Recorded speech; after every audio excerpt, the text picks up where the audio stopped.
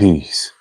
Welcome to the YouTube live book reading of Sacred Sounds by Ted Andrews.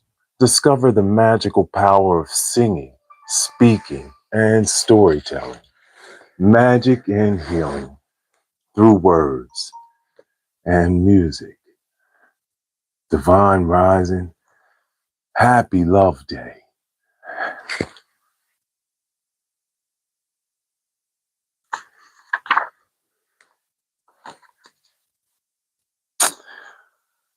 It's a beautiful day.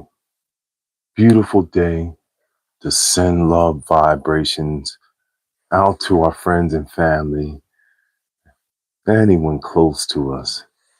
It's a perfect day. So why not come on and read? That's how I get to sing I love you to you, right? All right, so we are in the part 2 of this book, The Renaissance of the Bardic Traditions.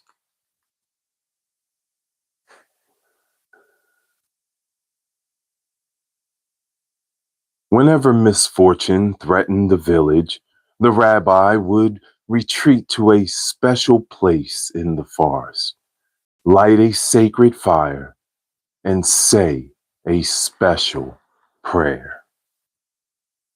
The misfortune was then avoided.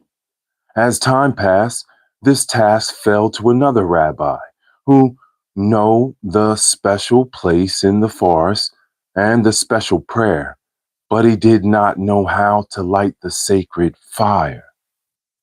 Still, misfortune was avoided.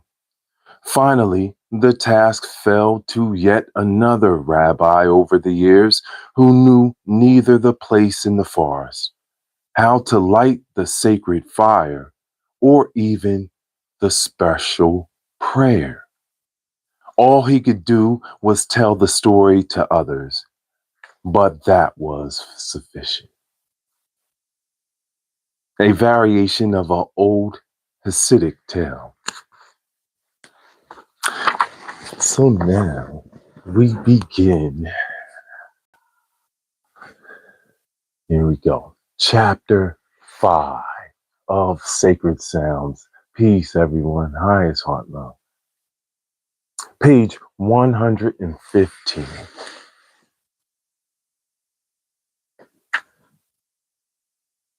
A history of the mystical bards. In every society, in every part of the world, there were individuals whose task it was to keep the ancient mysteries alive and to pass them on by word of mouth. These individuals were historians, musicians, and healers. They are what we now group under the generic term of bard. Through myths, tales, parables, poetry, and song, they kept their traditions and their esoteric mysteries alive for their peoples. The African griots, the Norse skalds, the Anglo-Saxon gleemen, the French troubadours, the Navajo singers, the Russian kaliki, the Indian Magadha, and the Japanese Zenza are all a part of this ancient bardic tradition. They were all healers, entertainers, and teachers. The bards were commonly believed to be mere entertainers, but the earliest of their traditions involved great training in all aspects of physical and metaphysical phenomena. It is generally accepted that the bards, as entertainers, evolved from the tradition of the wandering shaman, who was a healer, clairvoyant, and singer in one. Song and sorcery often went hand in hand in the earliest of the bardic traditions. The Norse figure of Odin was not only the master of mystic laws, but also of poetry. In the 6th century of Greece, strolling minstrels doubled as fortune tellers. And even more familiar to us in modern times are the traditions of the gypsy, minstrels, and fortune tellers. The true mystic bard would use the allegory of story and myth to present truths to society in the manner of which the society could accept them. It is often difficult to distinguish the religious and mystical storytelling from that which was mere entertainment, as both aspects were often blended together so that each listener could respond and receive at his or her own level. And we know this is what we do. You see this with comedians, right? They mix truth in with the joke. Peace, YouTube. Highs, heart, love. Welcome. Happy Love Day, everyone. We are on page 116 of this fifth chapter, A History of the Mystical Bards of Sacred Sounds. All right. Storytelling was a means of passing on teachings without profaning them. The earliest of the storytellers would infuse their myths and tales with images and allegories that would resonate with the hearts and minds of their people. The true mystic bard knew how to choose a story and images appropriate to his or her audience. Eventually, the sacred teachings came to be jealousy guarded, and the bards evolved into mere entertainers, historians, and praise singers. There came to be many ranks of bards, the lowest of which was termed the bard. Those that were more schooled and professional would use other names and titles. They were often distinguished not only by their skill in music and song, but by the instrument that they used. The Greek rhapsodists were distinguished from the amateur Greek bard by the fact that they could perform on the kithara, while the amateurs performed on the lyre alone. The Olams of the Irish Bardic tradition were considered more in the lines of the poet laureate, while the Shanachis were more historical in their narratives. The of India was the best of the Indian minstrels, and this title later became a name for the great center of Buddhism. It is often difficult to distinguish the bard from the storytelling process. Which came first? The question has often been asked. Did these bards, minstrels, rhapsodists, and the like precede or follow the telling of tales by persons not looked upon as professionals? Did this special career develop as a secularization of original priestly or religious functions? Or were the first storytellers merely the best from among those who entertained their particular social group informally, then realized their special talents and power, and gradually sought to protect their status by devising systems regulating training, practice, and performance? Regardless, it is evident that the two cannot be separated.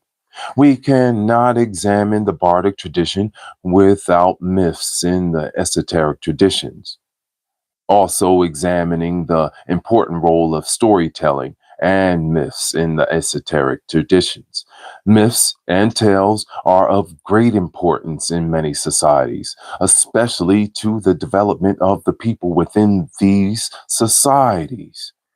Bardic activity is depicted in Egyptian art form and hieroglyphics. Happy Black History Month. Gotta drop a pin there. Historical.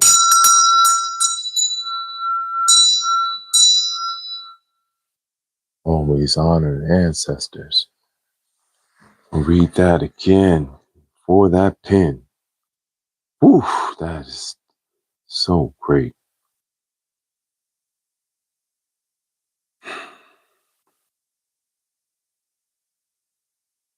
Mhm.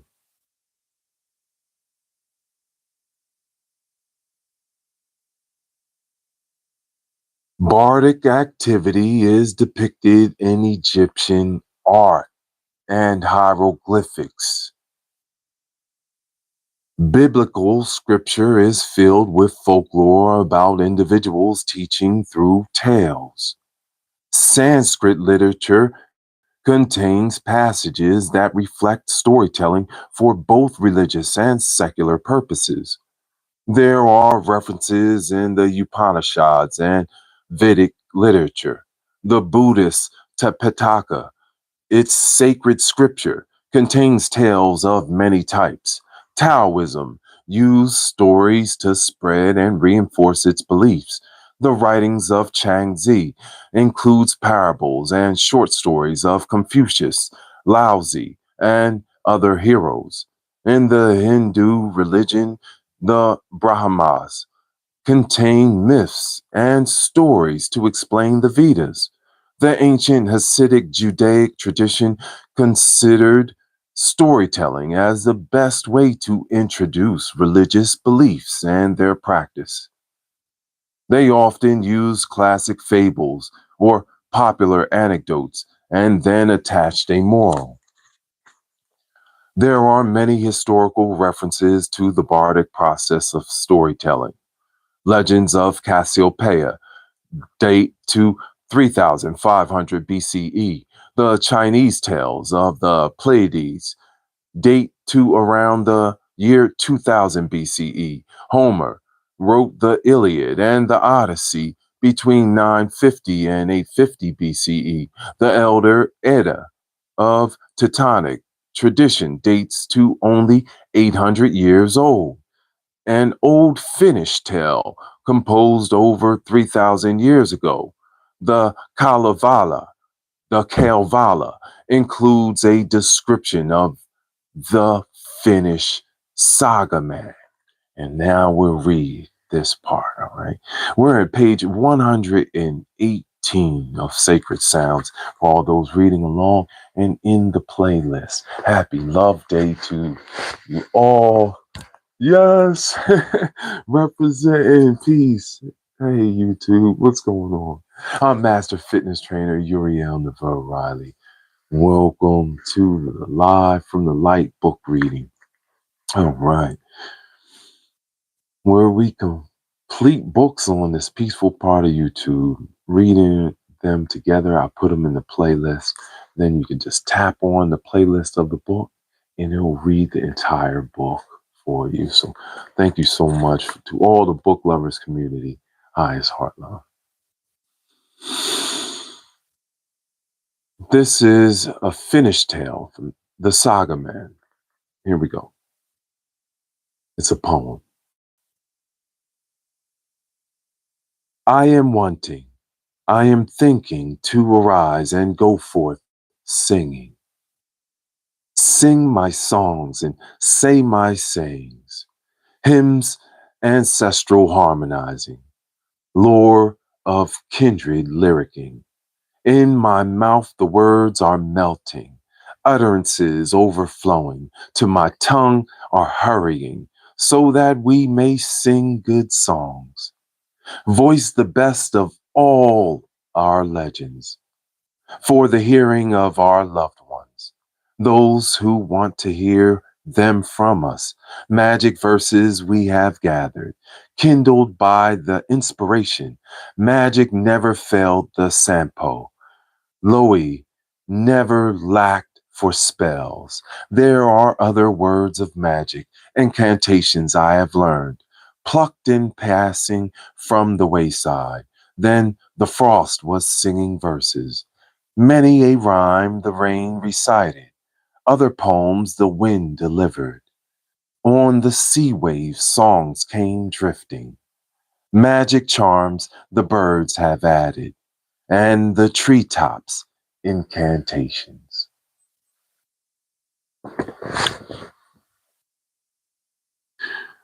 Through the Greek civilizations, we have many historical references to the bards and rhapsodists and the storytelling process.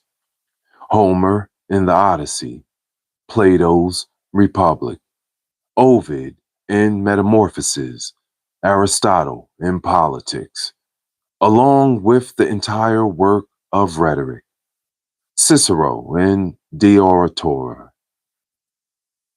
Throughout the Middle Ages, the Bardic tradition gradually lost its mystery and its strong connections to the esoteric arts. The healing and enlightening aspects gave way to the entertaining. However, they were still in demand. The bards reigned in social status, but regardless of their social status, itinerant musicians and storytellers were seen in every part of Europe. In the beginning, they were an accepted part of both secular and religious activities. Song and dance were fundamental to medieval life, and even in the church. Singing and dancing in the church took forms of ritual which were adopted from ancient traditions. Celebrations were staged to coincide with midwinter, midsummer, and the equinoxes. Throughout the Middle Ages, the lines between secular and church affairs was still malleable. Then the church began to warn against the traveling musicians because of the ties between the songs and stories they used and the ancient mystical traditions.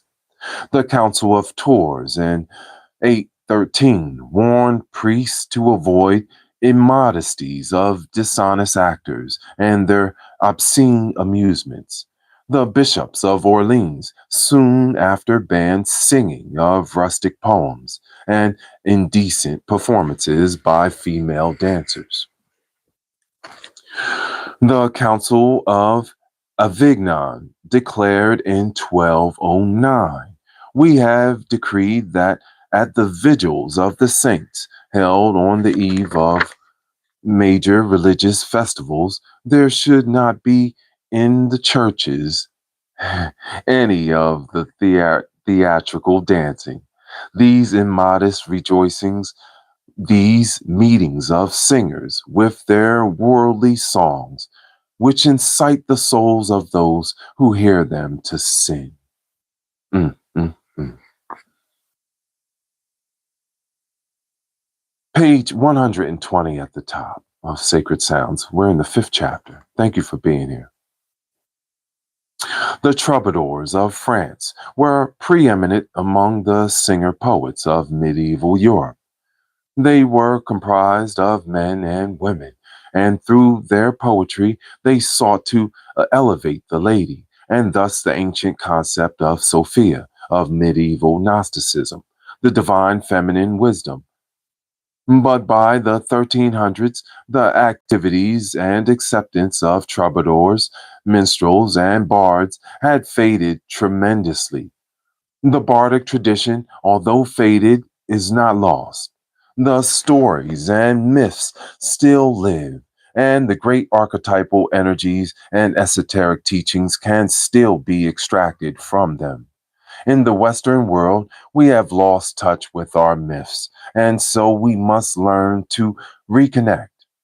We must again dig into the roots of our civilization and recreate our folklore. Joseph Campbell wrote, "There is a romantic idea that myth comes from the people. It doesn't. It comes from the teacher, the shaman, the visionary, as the giver and interpreter of the myth." This was the goal and the task of the ancient bardic students, to breathe new life and power into the words and the images of our tales and myths. This must become the task of the modern bard as well.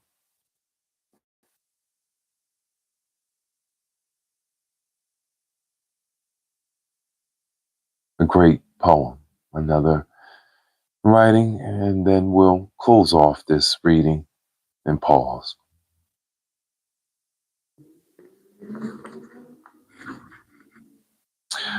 Children play at being great and wonderful people, at the ambitions they will put away for one reason or another before they grow into ordinary men and women. Mankind as a whole had a like dream once. Everybody and nobody built up that dream bit by bit. And the ancient storytellers are there to make us remember what mankind would have been like had not the fear and the failing will and the laws of nature tripped up its heels. I have read in a fabulous book that Adam had but to imagine a bird and it was born.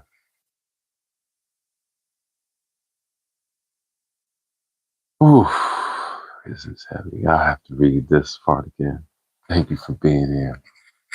I'm reading books. I love this part so much. I love this book. In a fabulous book that Adam had but to imagine a bird and it was born into life.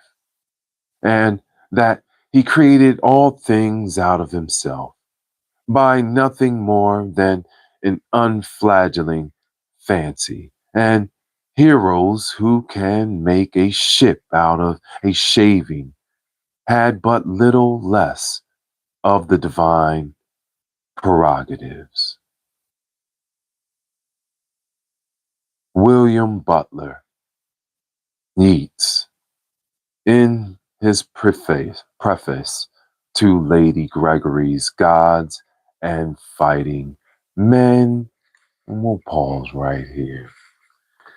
Come back, pick up back in the 5th chapter of Sacred Sounds, Magic and Healing through Words and Music. Discover the magical power of singing, speaking, and storytelling by the great master Ted Andrews. Thank you so much for reading with us. We're pushing towards 600 likes, 600 subs on this peaceful part of YouTube where we read books and learn from masters. Thank you so much for reading with us, being here in the live view. Hi, it's Heart Love. Happy Saturday. Happy Love Day. Yes. Showing love to the people, raising the energy of our existence.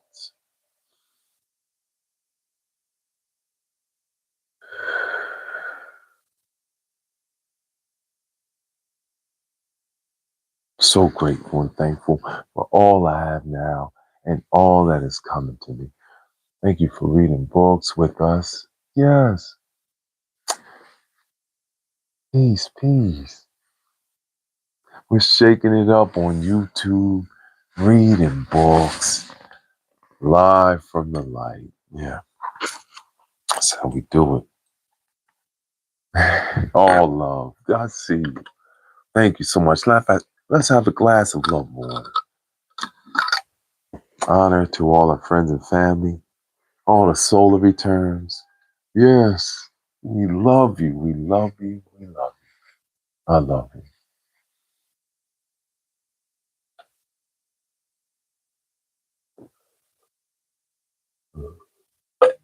I love you. I love you so much. Highest heart love and honor.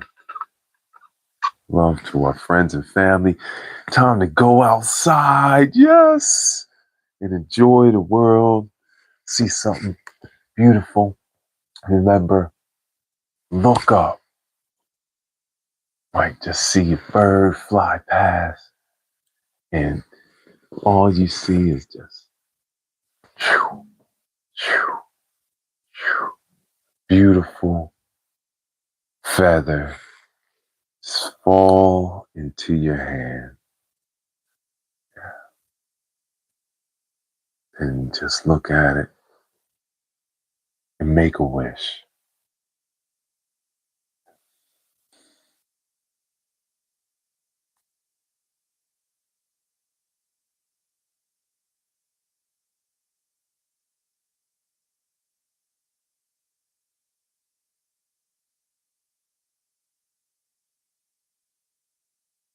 peaceful part of YouTube where we read books, shine light, and uplift one another. Thank you so much for being here and shaking it up definitely on YouTube, reading books, honoring all the directions, all the colors.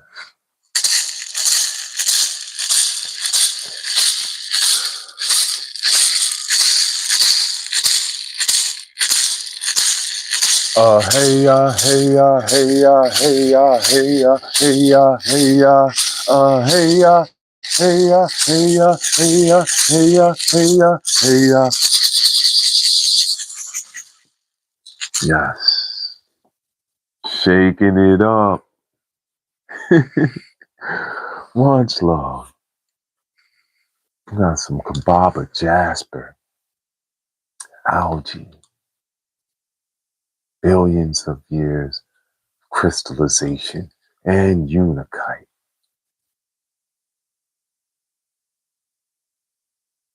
So thankful and grateful for all I have now and all that is coming to me.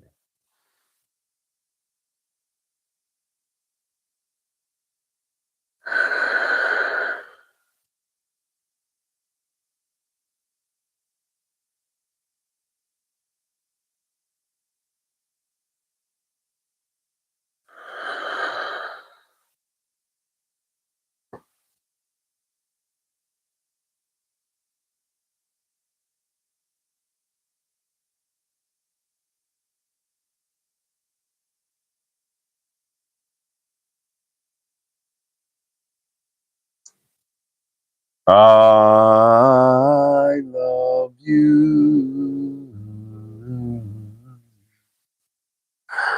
I